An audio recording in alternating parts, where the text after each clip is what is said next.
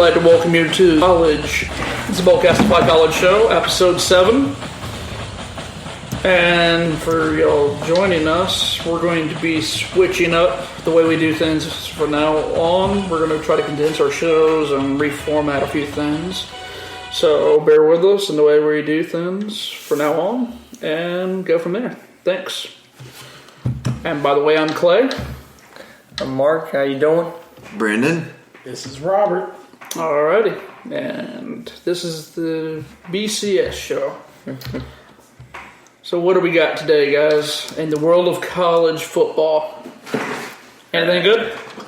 Well, the Big 12 apparently doesn't feel like expanding. I hate to say this, they're about to become the Southwest Conference 2.0. Yeah, I gotta say, that's not a great idea. I mean, they're probably going to see disbanding here soon.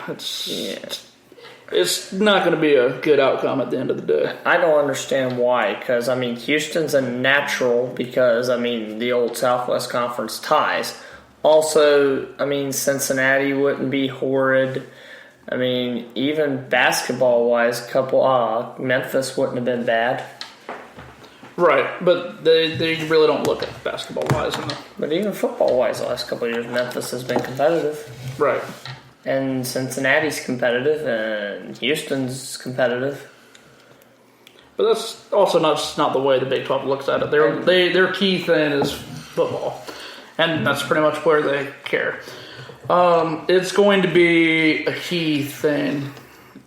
It also didn't help the fact of... Essentially, it didn't help the fact the Big 12, their TV contracts were basically pushed out.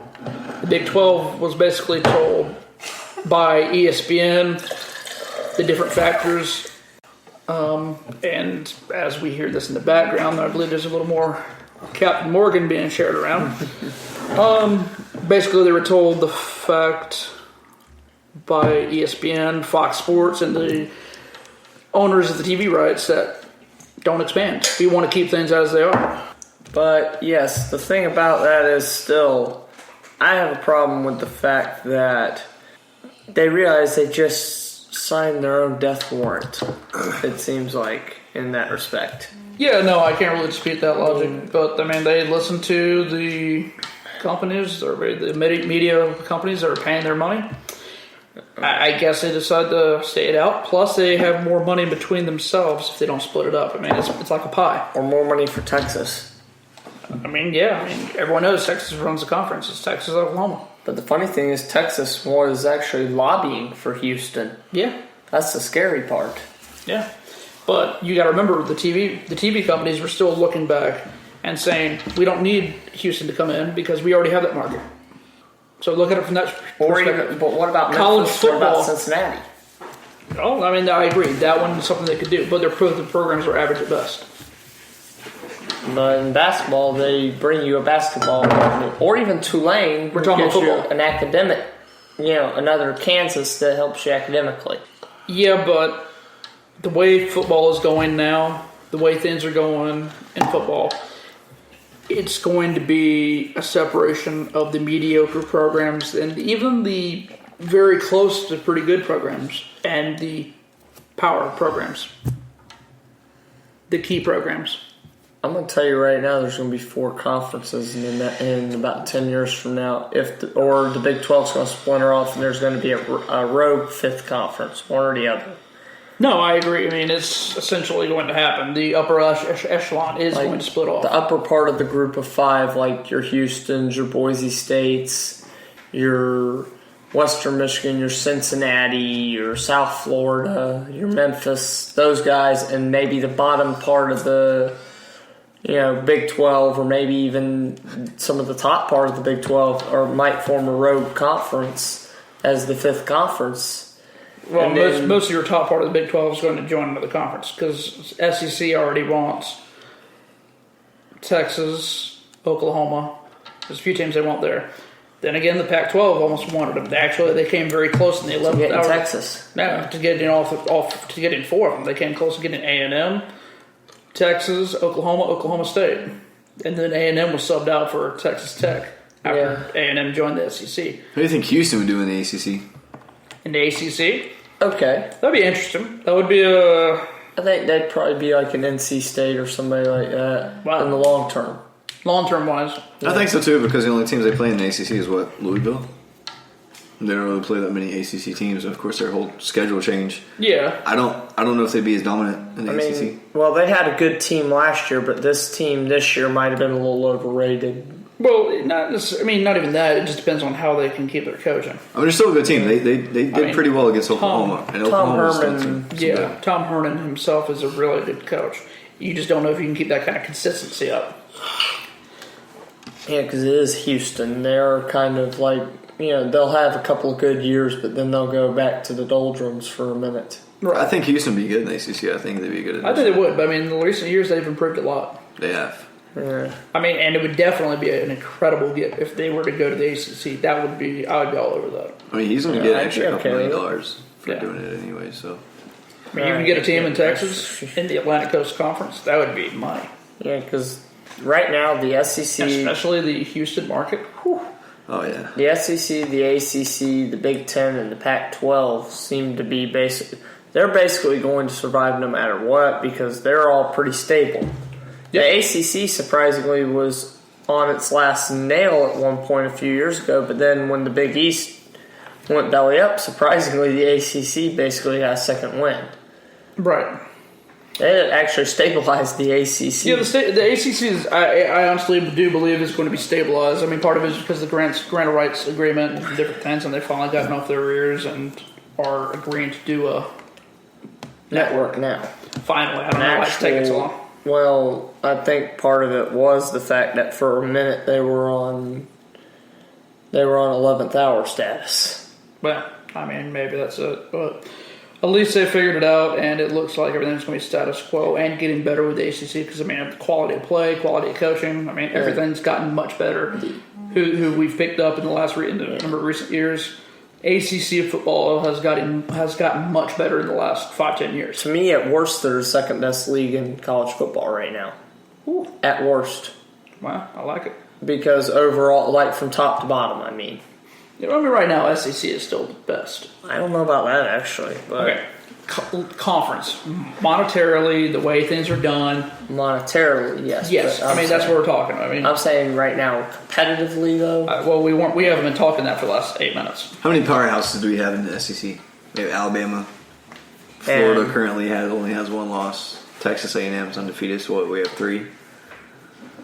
At ACC, we have an undefeated Clemson. We have one loss to Louisville. One loss to Louisville is doing phenomenal. Florida State's coming back up there, and we have 3. So we're about even. 2 lost Carolina team. 2 lost Carolina is still up there. Miami, NC State, Virginia Tech, Wake Forest are all also still sitting on 2 losses. I believe there's a lot more balance in the ACC, and not that's you've seen it before. I was trying to get at. You see, there's a lot more. It wasn't like it was like what they had about 10 years ago. You had the Wheel of Destiny and crap because you didn't know who was going to hit who, and because the teams were more crummy. Mm-hmm. And you had a couple of top end teams. I honestly believe now it's more really good teams with maybe a couple of decent, echelon teams, but really good teams from top to bottom. What do you think SEC? You think Alabama, LSU, Auburn, Ole Miss, possibly Texas A&M. Only 2 of those teams. Basically the SEC West. Yeah, for the most part, yeah. You have Alabama that's undefeated. Florida's doing well, but they haven't played any real talent yet. And they're coming up with playing Georgia after their bye week. Arkansas. A Georgia team that just lost to Vanderbilt, though. Yeah, it's not a good match. But Florida and Georgia is always going to be some kind of a good rivalry game. Although it always goes against Georgia for some reason. But Arkansas the next week. Whew. You already know how I feel about Arkansas. Oh, Arkansas is going to tear Florida limb from limb. Then we have LSU and Florida State. There's 3 losses. They have potentially. 3 I'm not going to quote Georgia, but they have potentially a potential 4-loss rest of the season. I'd say 3 because I think they beat Georgia. Okay, I'm not going to argue with that point at all, but potentially, with the way Georgia wants to play Florida, the record that they have with losses coming up soon, potentially 4 losses coming up, and that's the rest of the season. your big powerhouses right now are Alabama and Texas A&M, which play each other this weekend. Yeah, and That's your SEC matchup. That's your Speaking of which, SEC 3:30 matchup. why don't we go to the prediction for that one? We'll get there. We'll get there, young We'll Padawan. prediction We'll here. get there. Slow your roll, bro. Slow your roll. We're all excited about that game. Trust me. We are. We're a little pumped. Well, let me just say one last thing about the realignment. I do believe before the decade is, well, within the next decade, I can't say before the decade is out, we will see a number of more switches that we will not be expecting. I.e., we could see Georgia Tech going too. I hope it's I hope what it is I hope it's that there's a new fifth conference that comes in instead of the 16-team mega conference. I'm not a fan of that. Well, unfortunately, I think that's going to be the route of it. Because Why don't they just split it into eight-team conferences and, yeah. Because that's just more. Because And just do an 8-team the playoff. idea of the six conference or the super conference is it works perfect with the playoff.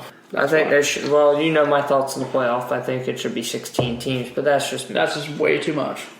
Without getting too drawn To off include of that, the group we of can, 5 to some extent.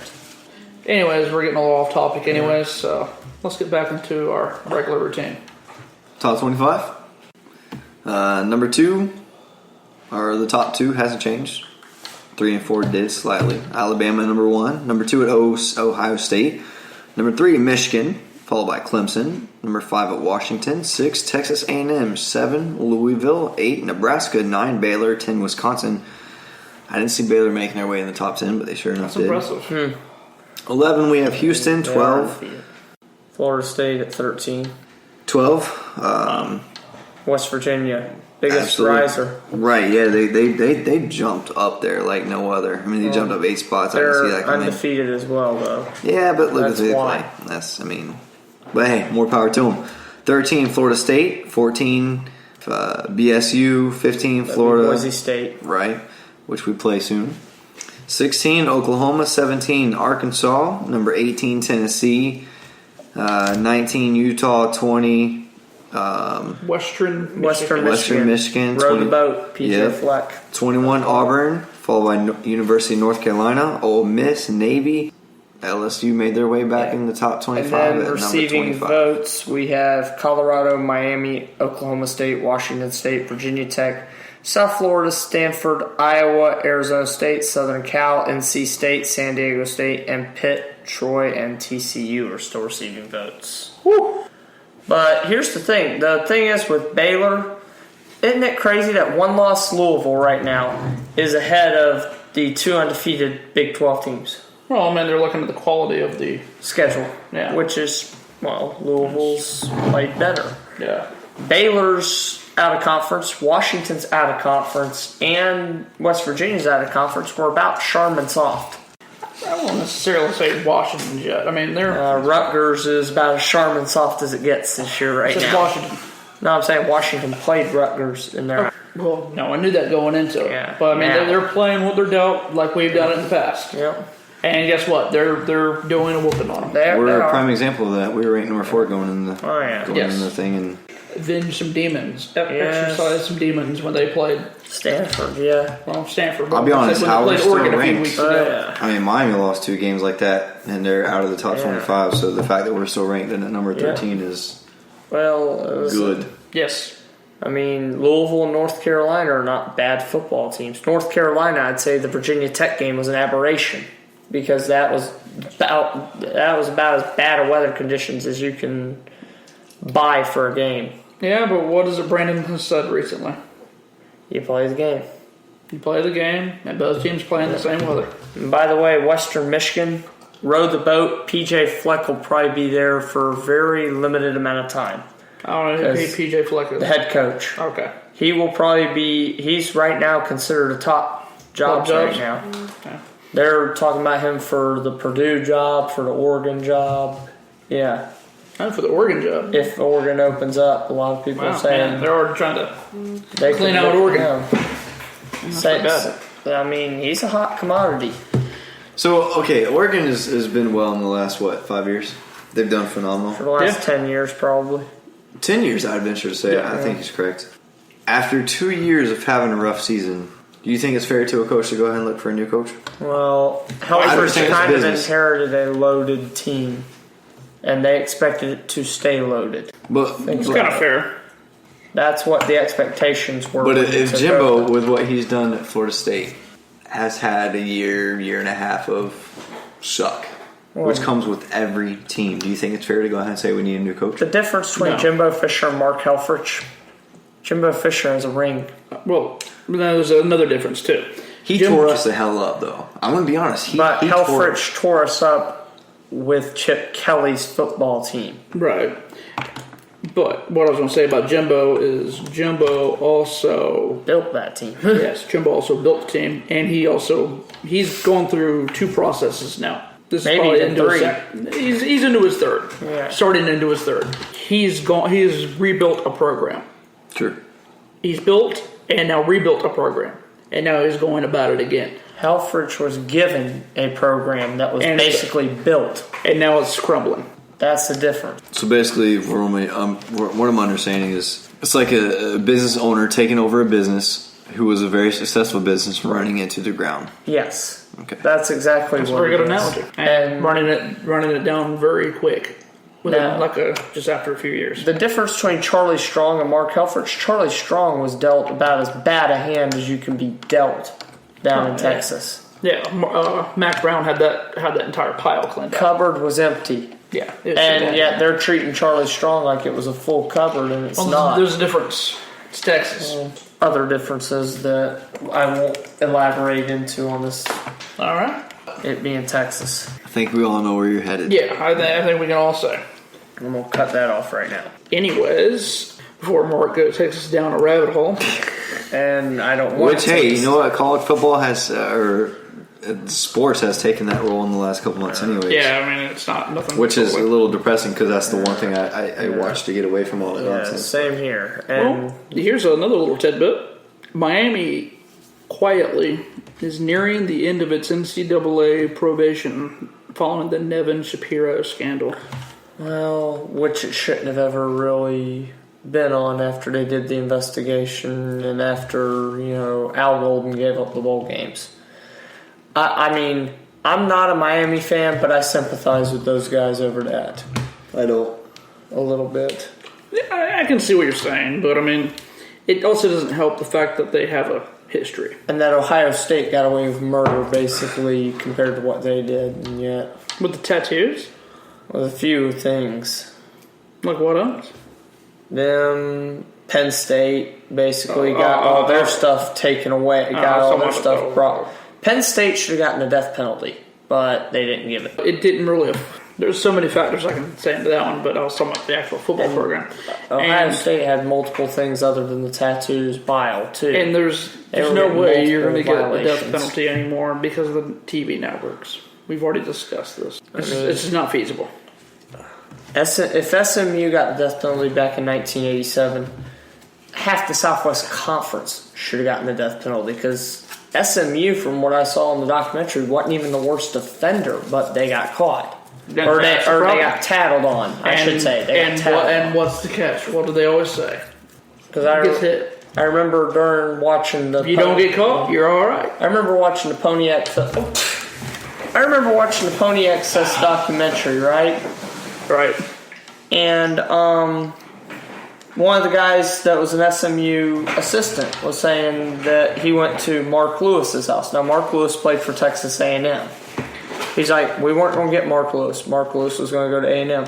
I showed up to his house, $25,000. He's like, that was nowhere near enough. Right. And Texas A&M gave Eric Dickerson a daggum car. Wow. A daggum car? You want to tell me that SMU was the worst dog? The mistake SMU made was they went out of pocket. Team that they played after the loss.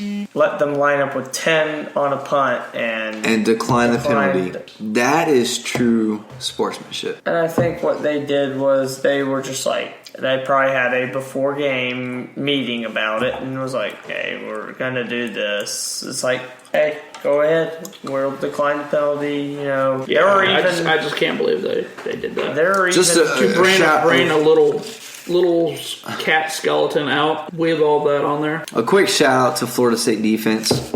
I don't know if anyone caught the moment of this part of the game, but when Wake Forest is one of the offensive players went out for a play and got injured on the play, Florida State's defense was the first person to rush out on the team to make sure the player was okay before his own team. That's sportsmanship.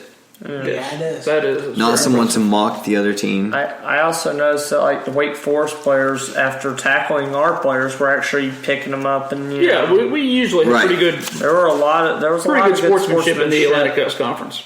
No, we have sportsmanship, but I can't say the same for Florida. I mean, they just that's disgraceful, and they. There's no point to it. I mean, no, that's pretty crummy. I know it was a bad relationship with the way everything transpired between the game and how it was canceled, and what was being said on LSU's end. But that's a little much. But I still feel LSU has a legitimate gripe in some ways, but the way it was handled. No, I agree. That's what I'm saying. I can understand that being a little murky on both sides there. Because LSU is like, hey, we offered accommodate you. Right. Which essentially LSU did first when Hurricane Katrina came and they decided to pay their own affairs and come down to Florida to play the game in Gainesville. But Florida couldn't show the same respect to LSU. Correct. It's going to be an 8-way battle. You know what? I remember last year when we watched the game, LSU was a better team. I think they're going to be the same this year. Even though I don't think that highly of LSU, I think they're a better team still in Florida. I don't think Florida's very good. I remember just like with this, I was watching really Miller in the house. But their offense is trash. Well, let's say the defense takes them a long ways. When you win a game throwing 3 interceptions, are their defense that good? Because our offense wasn't good that last year. They didn't throw a touchdown until garbage time. Right. 27 to 2. And really the 2 were gimmies. Whatever. The 2s. Should not have been in place. Yeah, because I still think that was a forward pass. It absolutely was. So with that, nothing. I think this will be a wrap-up of the Boldcastify College Series, Episode 7. Yep. You can find us on Garnet and Gold, BCS. As I'm sure you know, we are a little biased to the Atlantic Coast Conference and the Garnet and Gold. But we do like college football in general and try to talk the whole thing over. Yep. With that, we will bid you adieu. My name's Clay. Mark at BCV Markopedia. Farewell so long. If you can say goodnight. And the one that cannot speak is Brandon. You can find him on Surfer Dude 333.